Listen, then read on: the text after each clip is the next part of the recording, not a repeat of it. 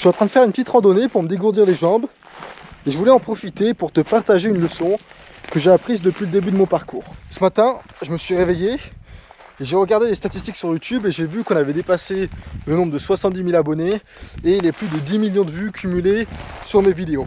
Ce qui me fait encore plus plaisir, c'est quand je repense au tout début, quand je me suis lancé, tout ce que j'ai appris depuis et surtout tout ce que je continue à apprendre tous les jours.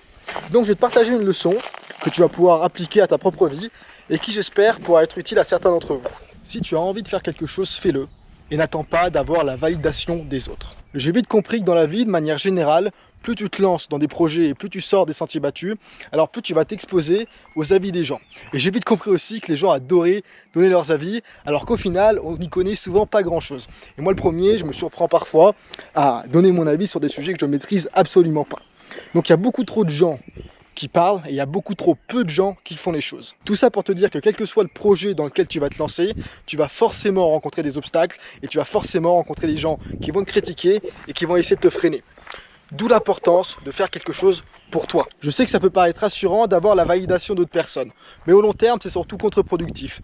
Puisque si tu n'es pas prêt à encaisser l'avis négatif de certaines personnes, si tu mets plus de valeur sur ce que les autres pensent de toi plutôt que ce que toi-même tu penses de toi, alors tu vas toujours vivre pour les autres et tu vas jamais rien faire dans ta vie des choses qui te plaisent réellement. Si aujourd'hui tu décides de te lancer dans un projet, et surtout si tu te lances seul, tu vas voir qu'il va y avoir énormément de moments difficiles.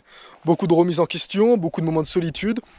Il y aura des moments où tu auras l'impression de stagner, voire même parfois de reculer. Mais avec le recul, tous ces moments-là, j'ai appris à les apprécier, puisque ce sont justement eux qui vont te permettre de progresser et qui vont te permettre de te rendre plus fort. Là, si je me pose 2 minutes et que je regarde tout ce qui s'est passé depuis le début de mon parcours, j'ai 21 ans actuellement et je suis loin, mais alors très très loin, d'avoir atteint l'ensemble de mes objectifs. Et plus j'y pense, et plus je me dis que les objectifs, ce n'est pas vraiment l'essentiel. Alors bien sûr, les objectifs sont importants pour moi, puisqu'ils me donnent une direction et me permettent de savoir où j'ai envie d'aller. Mais je sais aussi pertinemment que dès que j'aurai atteint un objectif, il y en aura forcément un autre qui va venir derrière.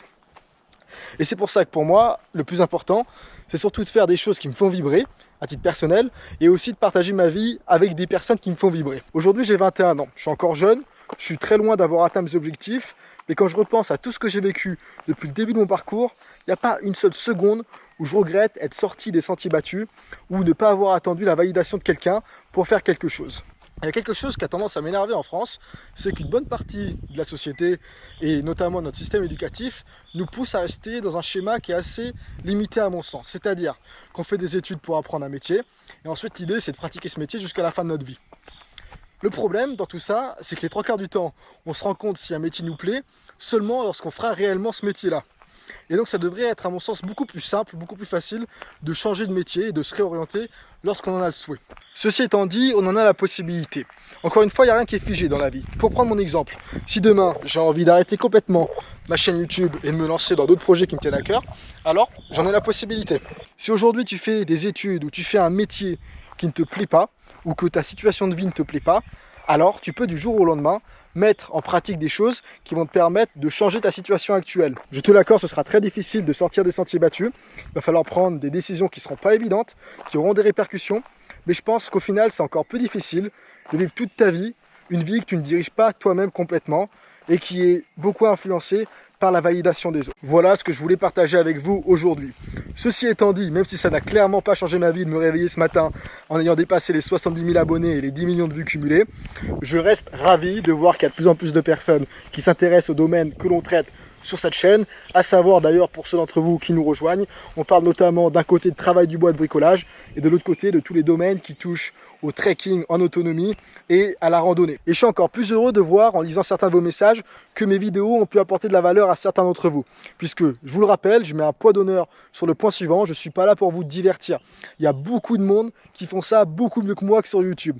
Mon but premier, c'est pas de vous divertir, c'est de vous apporter de la valeur. C'est de vous apprendre des choses et de vous partager mes modestes compétences dans certains domaines qui me plaisent et dans lesquels d'ailleurs je m'efforce à progresser de jour en jour, également de mon côté. Donc je vous le répète une dernière fois pour être sûr que tout le monde comprenne, je ne suis pas là pour vous divertir, mais mon but premier c'est de vous apporter de la valeur. Retenez bien, faites ce que vous avez envie de faire, n'attendez pas la validation des autres. Et sur ce, je m'arrête là, prenez soin de vous et à très bientôt.